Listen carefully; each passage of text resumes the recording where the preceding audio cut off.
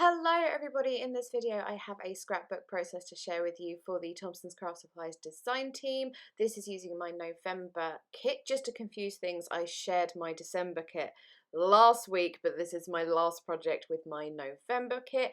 This mainly featured the AB Studio Secret Wood paper pack, and I was just like showing the papers there. I wasn't showing them on purpose, I was actually deciding which one to use, but yes.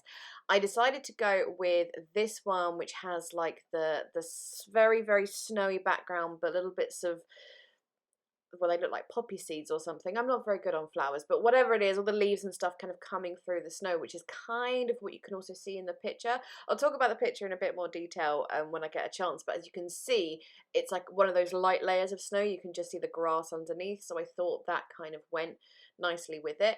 But on a really, really busy paper like this, it can be quite hard to do layouts that aren't too like, oh, there's a lot going on here.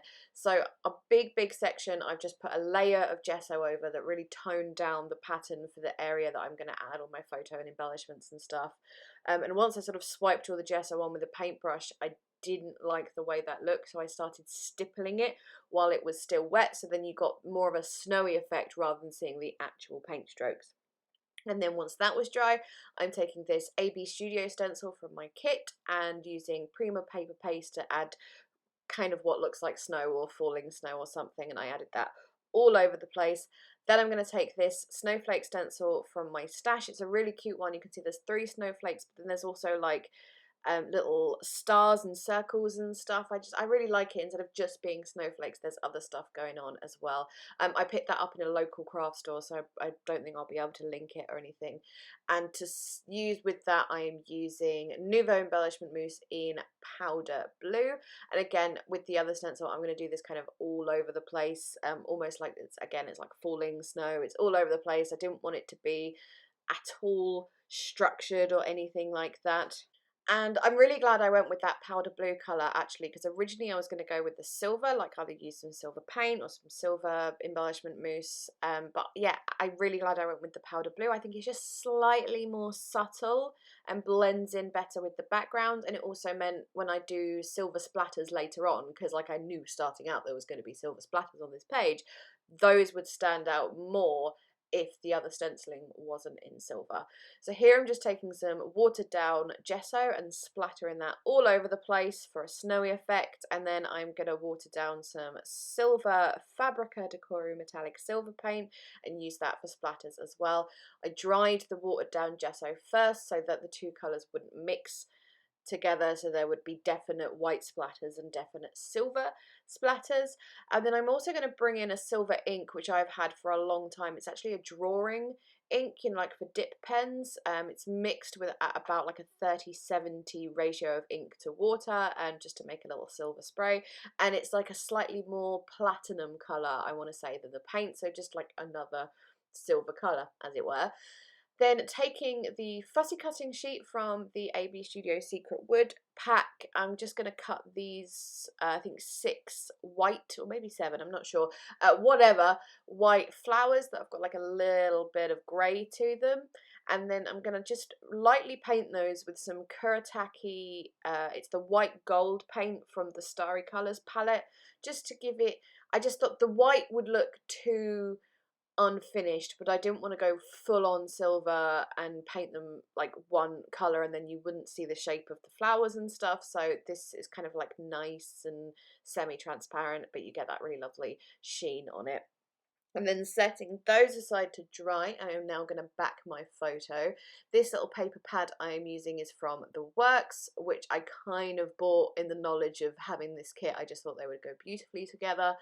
And I'm, like I think I did with my last scrapbook layout with this collection, doing lots and lots of ripped up layers behind my photo. I'm also using just a scrap of tulle. This is from my stash. It's white tulle with silvery snowflakes and stars on. Stapled that to the main backing paper just because it's the most reliable and quickest way really to attach tulle or any other material. Around all the edges of the ripped up bits of paper and the bit that I've put straight behind the photo and stuff, I'm going around those with Distress Oxide in Tumbled Glass.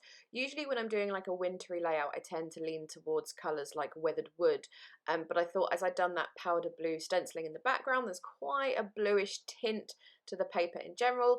Having another stronger blue just around all those bits would be really, really nice. Just add a bit more of that colour, and it contrasts nicely as well with the white and quite slightly dark photo. The picture, as you can probably tell, is of my cat Conan. This was taken the year before last.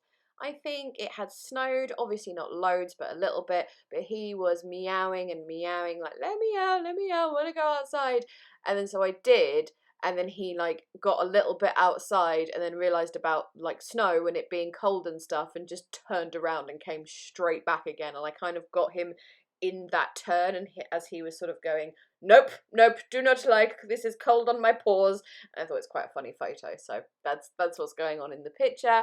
I am just, I had a tiny little scrap left over after I did all my layers behind the photo, and I thought it would look quite cute to go around the edges of it with the oxide and put it like on top of my whole photo backing cluster, and would be a really good base for adding a few embellishments and then like some tiny word stickers and stuff like that.